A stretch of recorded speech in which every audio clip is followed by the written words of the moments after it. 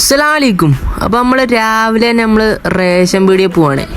ഈ സെലിബ്രിറ്റി എന്ന് പറഞ്ഞാൽ പോരയിലിരിക്കാൻ പറ്റില്ല, റേഷൻ കടയിലൊക്കെ പോകണം, ഇല്ലെങ്കിൽ ഒന്നും തിന്നാൻ കിട്ടൂല. അത് കഴിഞ്ഞ് ഞാൻ എൻ്റെ ഫിംഗർ വെച്ചപ്പോൾ ഒന്നും ആവണില്ല.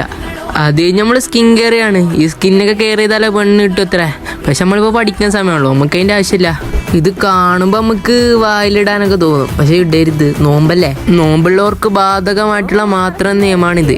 അത് കഴിഞ്ഞ് നമ്മളോട് കടല വാങ്ങാൻ പറഞ്ഞേച്ച്, പക്ഷെ ഞാൻ വാങ്ങിയതോ ഗ്രീൻ പീസ്.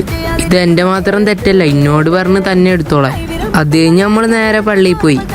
ഈ വണ്ടി പാർക്ക് ചെയ്ത പോലെ ഇവർ കിടക്കുന്നില്ലേ, ഈ കാഴ്ച റമദാന് മാത്രമേ നമുക്ക് കാണാൻ പറ്റുള്ളൂ, അല്ലാതെ കാണാൻ കഴിയൂല.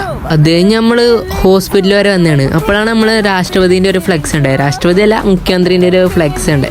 ഇത് നമുക്ക് പലർക്കും അറിയില്ല, ഇത് രാഷ്ട്രപതിയാണോ മുഖ്യമന്ത്രിയാണോ. ഈ ചങ്ങായി എന്നെ പോലെ അത്ര ഫേമസ് അല്ലാത്തതുകൊണ്ട് ആർക്കും അറിയില്ല. അത് കഴിഞ്ഞ് നമ്മൾ നേരെ ലാവിഷായിക്കോട്ടെ എന്ന് വിചാരിച്ചിട്ട് നമ്മൾ 50 ഉറുപ്പിക്ക് തന്നെ പെട്രോൾ അടിക്കുകയാണ്. കാരണം ഇനി എനിക്ക് തള്ളാൻ വയ്യ. അപ്പോൾ വലൈക്കും അസ്സലാം.